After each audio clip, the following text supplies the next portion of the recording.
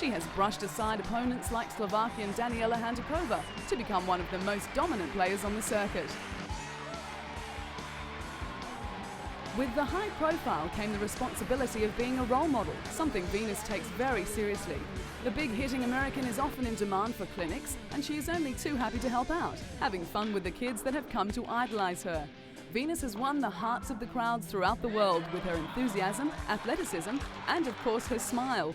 And it is that attitude that has made her one of the most admired sportswomen in the world. But behind that smile is a will of steel. In 2000, Venus won her first Grand Slam at Wimbledon, defeating sister Serena on the way, and then went on to win the US Open, beating Lindsay Davenport. At the Sydney Olympics, she was the first woman to win gold in singles and doubles with Serena since 1924. But Venus has found that defeating her sister has been a bittersweet moment, feeling the disappointment of her sibling. It is that selflessness that the fans have come to know and love.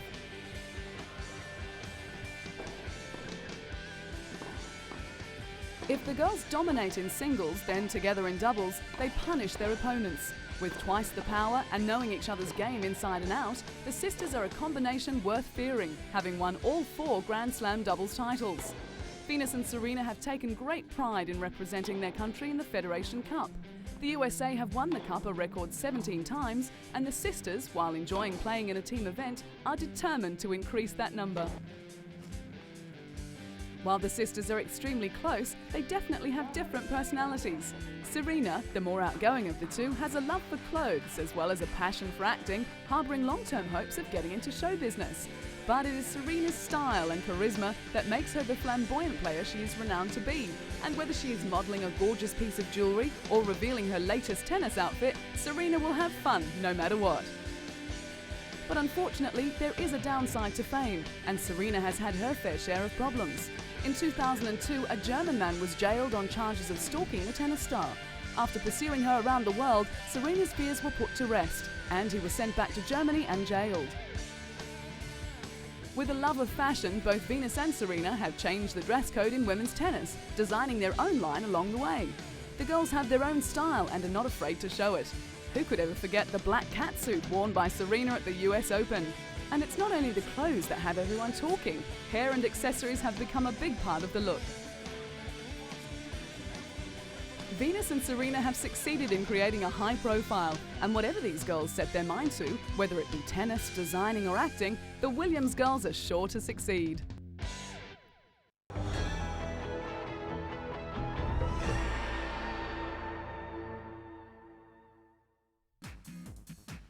American superstar Marion Jones is a woman in a hurry. In 2000, Marion was by far the fastest woman in the world. She had hit her stride and was going along for the ride.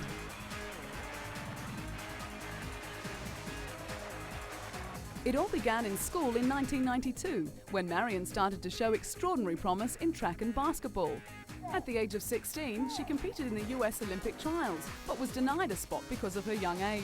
Disappointed, Marion decided to attend university on a basketball scholarship and was headed towards the Atlanta Olympics, but a broken foot forced her to sit out the games.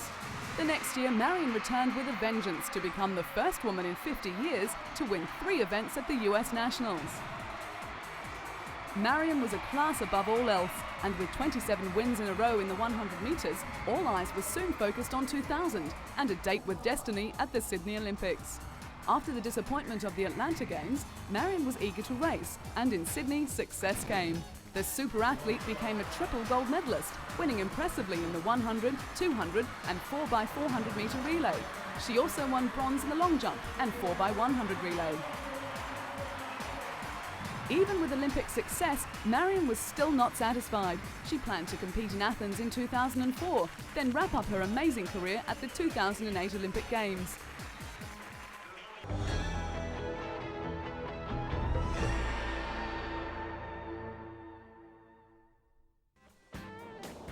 Ellen MacArthur is a woman who thrives on a challenge. Her story is not just about sailing, rather one of human endeavour. Often with odds against her, she has continued to push the boundaries and in the process become one of the best women sailors in the world. From landlocked Derbyshire girl to Yachtsman of the Year, Ellen's love for sailing began at an early age. She was 8 when her aunt took her out on the water, and it was during those trips Ellen discovered an excitement that would end up becoming an all-consuming adventure. Saving up her pocket money for 3 years, she bought her first boat, an 8-foot dinghy. But it wasn't long before she was looking for the next challenge. When Ellen turned 18, she sailed alone around Britain, and in the process won the Young Sailor of the Year award. One of the requirements of racing for long periods on water is the ability to be adaptable. Not only is Ellen an expert skipper, but she is also an electrician, sailmaker, engineer, journalist, cameraman and doctor. She has also trained herself to sleep for as little as 20 minutes at a time, so as to avoid fatigue. Taking giant steps forward, Ellen's next adventure was the 1997 Mini Transat race. Living rough for 3 years while raising sponsorship, she bought and refitted a tiny 21-footer and raced 4,000 miles single-handedly across the Atlantic Ocean. Recognised for her feats, Ellen was honoured with the award for Yachtsman of the Year in the UK. Things were looking rosy for the talented sailor, and in the year 2000, Ellen secured sponsorship from Kingfisher for her next race. And what a race it was! The Vendée Globe non-stop round-the-world solo yacht race is known as the toughest challenge that the world's oceans have to offer. At 24 years of age and just 5 foot 2 inches tall, Ellen was just one of 2 women competing in the 20-plus strong international fleet race. But there was another race Ellen was keen to conquer, a challenge that made all others seem tiny. The Jules Verne Trophy course stands as a perfect challenge for mankind and their sailing machines. Sailors who attempt it must cross through no less than 17 different weather systems. It requires a great deal of dedication and exceptional sailing skills. Ellen and her crew, who were all men, tackled the race without a backward glance. They faced over 26,000 grueling miles of sailing, took in the tempestuous Southern Ocean in one of the most confronting races ever. Ellen's aim was to attempt to beat Frenchman Bruno Peyron's record. In May 2002, Peyron made sailing history when he sailed around the world in 64 days, 8 hours, 37 minutes and 20 seconds, the fastest circumnavigation time ever recorded. Ellen and her Kingfisher 2 crew were not alone in their record-breaking quest. French skipper Olivier de Kersorsen had already set off on his trimaran Geronimo. However, Ellen and her crew were confident that Kingfisher 2 would rise to the challenge. But after launching Kingfisher 2, things did not go as planned. The 26-year-old and her 13-man crew were forced to make an unscheduled stop after their catamaran suffered damage to her mainsail and mast. After 3 weeks at sea, Ellen and her crew were neck and neck with the present record set by the Frenchman. But during one night she had a serious scare when her boat hit a submerged object at full speed. Although the damage was not as serious as first feared, it still concerned the skipper. Despite the worries, Ellen's fighting spirit kept them going. Kingfisher 2's position put them 31 hours and 26 minutes behind the pace set by Orange, the craft that Frenchman Bruno Peyron sailed to set the current record. With time running out, Ellen battled on, but she soon realised it was no use going on. With the Kingfisher 2 dismasted and a substitute using the catamaran's boom erected, progress was too slow. She sailed into Fremantle in Western Australia almost a fortnight after losing the mast. Of the dozen attempts that have been made on the Jules Verne record, 8 have ended in failure, so the skipper always knew the odds were against her. Ellen had rarely slept or left the navigation station during the 24 days at sea, and when gloom could have swamped the crew after the failure, the opposite occurred, with plenty of high spirits. Ellen had never previously skippered a boat as big as the giant catamaran, nor led such a large and experienced crew. Even though the journey ended in disappointment, it wasn't long before Ellen was planning her next adventure. But first there was some well-earned R&R in store for the tiny sailor with the big heart.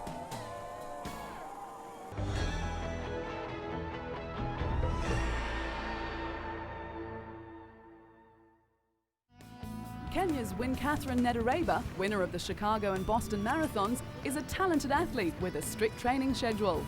She begins her day at 6 o'clock in the morning, stretching, working out and running laps at the National Stadium. She thrives on the exercise, pushing herself to the limit, never thinking to miss a training session. Self-discipline is the key to this athlete's success, with a belief that all the hard work will gain rewards. After the morning sessions, when Catherine returns home to prepare breakfast for her family, her husband Anthony, an up-and-coming marathon runner himself, is also her training partner and is extremely proud of his wife's achievements. When Catherine's goal to be the first woman to go under 2 hours 20 minutes was achieved by another runner, her husband was by her side, encouraging her to go one better. And that she did, breaking the world record.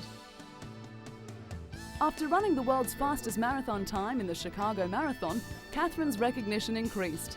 This photograph is just one of the many mementos she has on display in her living room, along with trophies for her numerous athletic victories. When she returned home from her record-breaking run, Kenyan President Moi presented her with a Distinguished Service Medal. When Catherine isn't running, she works in administration at the men's prison in Nairobi West. She is in charge of the staff, organising filing and dispatching messages. The Kenya Prison Service is famous for employing and training world-class athletes. They also employ 3 other champions: Susan Chepkemei, the world's fastest half-marathon runner, Ruth Kuttel, a top 3 finisher in the Paris Marathon, and Edith Masai, winner of the Grand Prix race in Oslo. The 4, known as the Golden Girls, train together on this dusty racecourse in the Langata forest near Nairobi. Guiding them through their paces is Kenya Prisons coach Elizabeth Olaba, whose winning formula is to train the athletes strictly to a program, never deviating from the plan. She feels that it helps strengthen the mind as well as the body. Like Catherine, she agrees that self-discipline and hard work allows them to get the most out of themselves. It is this strict discipline that has helped Catherine to win the Boston Marathon twice. It is quite an achievement, as she is the only woman to have done so. But like most athletes, it hasn't all been success. When competing at the qualification trials for the World Long Distance Championships in Edmonton, Canada, she finished a disappointing 4th.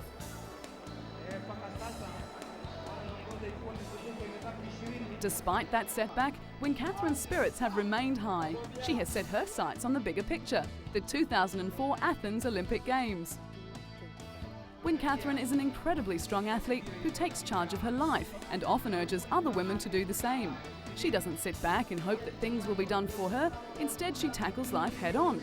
She takes the initiative to dominate the world of athletics, just as her Kenyan male counterparts have done previously. And she has succeeded.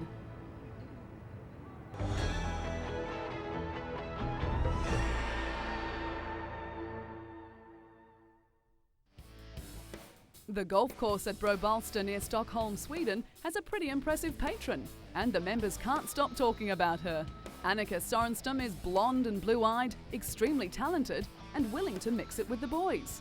Coming from a sporting family, Annika made her golfing debut in 1982. Between herself, her sister Charlotte, and her mother Gunilla, they have made many tournaments their own.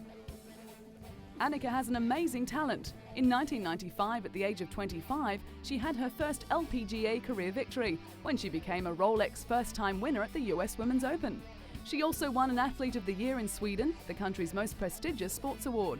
With her name constantly on the leaderboards, it wasn't long before the world started to notice the long-hitting Swede. With a reputation as having nerves of steel, she continued to impress, defending her title at the 1996 US Women's Open. That same year, she surpassed the $1 million mark in career earnings. Annika is now a household name and a role model for young girls throughout the world. Merchandise for the star golfer is big business and much in demand. But that comes with winning. 1999 saw LPGA history when she fired an 11 under during the first round of the Sara Lee Classic, as well as her first career hole-in-one. As for prize money, her career earnings skyrocketed, crossing the $4 million mark. In the first 5 years of her career, Annika won more LPGA tournaments than any other tour player. There was no keeping Annika down. In 2001, she recorded 8 wins, 6 second places, and a total of 20 top 10 finishes. She was awarded her 4th career Rolex Player of the Year award and also set new records in earnings, crossing the $2 million mark in a single season. In the Lincoln Financial Group battle at Bighorn, Annika teamed with Tiger Woods to defeat Kari Webb and David Duval, marking the LPGA's first ever appearance on US primetime television.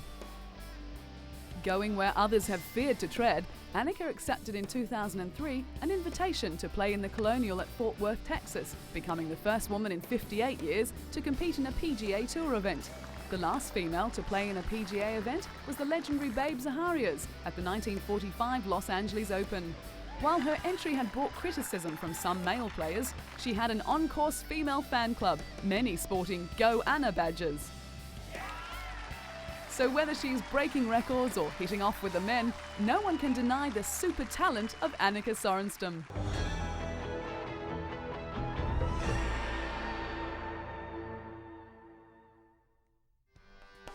Smart, tough and talented British athlete Paula Radcliffe has plenty going for her. She is articulate and outspoken and just happens to be a damn good runner, making her the queen of British track and field. With a first-class honours degree in European studies and fluency in French and German, Paula is both smart in her lobbying techniques and brave enough to take on the might of athletics officialdom. Not scared to make her views known, Paula came to international prominence when she sat in the stands at the Edmonton World Championships, holding up a sign saying EPO cheats out. She was protesting over the inclusion of an athlete who had escaped a 2-year ban for testing positive to a banned drug. The talented runner has also inherited some handy genes, as she is the great niece of Charlotte Radcliffe, a 1920 Olympic silver medalist in swimming, and the daughter of marathon runner Peter Radcliffe.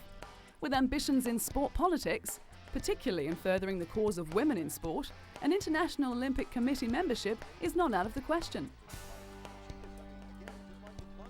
Known as having the style of a nodding donkey, Paula looks like she is in pain, and probably is.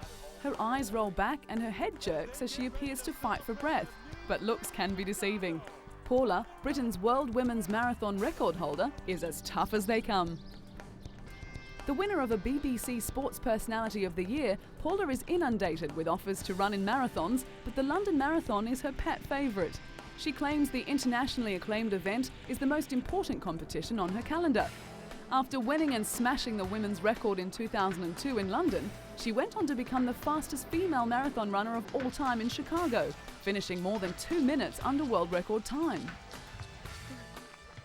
With long-distance Olympic gold medals in her sights, Paula is keeping fit and healthy. But things could have been worse when she was lucky to escape serious injury when a little girl on a bicycle ran into the world champion while she was on a training run in New Mexico. Despite grazing her knees and back, Paula's rigorous training regime continued. While the London Marathon is a prestigious title, attracting the world's best athletes, thousands of amateurs also take part, many raising money for charities on the way. And Paula gets in and does her bit too, raising awareness and cash for charities, helping the homeless and asthma sufferers. She says marathon running is a fun way for everyone to achieve a physical and mental goal. Paula won the 2003 London Marathon in style.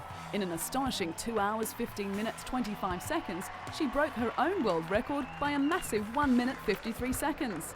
With the event allowing male Kenyan pacemakers, Paula was able to use her strength and stamina to excel.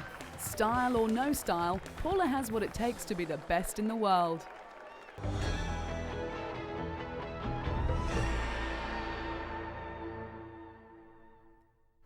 Cathy Freeman won the hearts of a nation when she won gold at the 2000 Sydney Olympics. With the pressure of her country's expectations felt, the girl from a small town in Australia ran her heart out and realised a lifelong dream.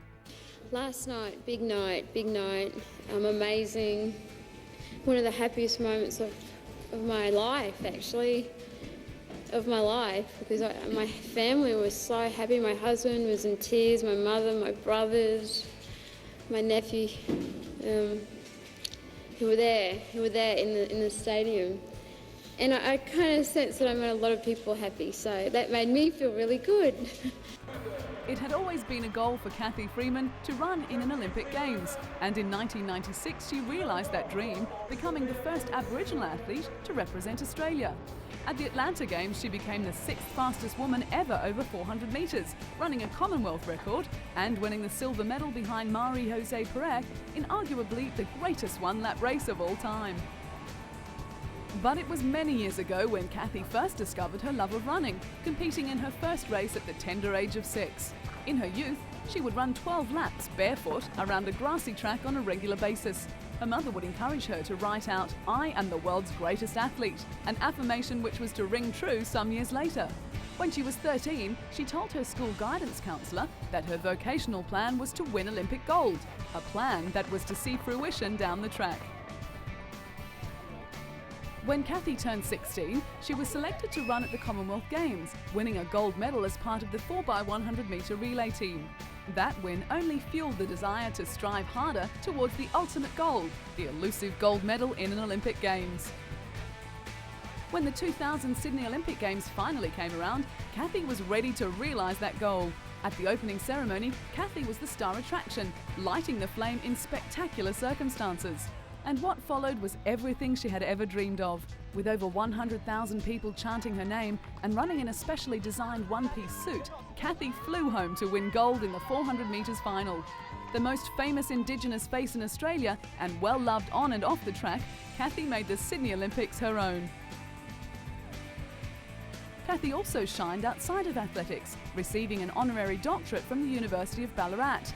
Kathy, draped in academic garb, looked a bit uncomfortable away from her familiar surroundings, but was proud of her success. She was presented with a doctorate from the university during the ceremony, with officials praising Kathy's determination and willingness to tackle challenges and her remarkable achievements. Kathy has given plenty back to the community, especially programs involving Indigenous children. Along with other sporting stars like Australian swimmer Dawn Fraser and former US Olympic hurdles champion Ed Moses, Kathy has given the children a goal in life. She knew that if the programs had been around when she was younger, it would have helped to define her direction in life earlier, and her vision would have been so much clearer. Kathy, who was extremely proud of her heritage, ran her victory lap at the Commonwealth Games with the Aboriginal flag, before taking the Australian flag as well. Even though it ignited much discussion, she raised awareness regarding Aboriginal and race relations. And it was those actions that made Kathy a role model for young and old, having been awarded the title of Young Australian of the Year and the following year Aboriginal Athlete of the Year. It had been many years since Australia had their very own track star, and after Sydney, they had found their new hero in Kathy Freeman. A down-to-earth person and a fierce competitor, Kathy has been a genuine star.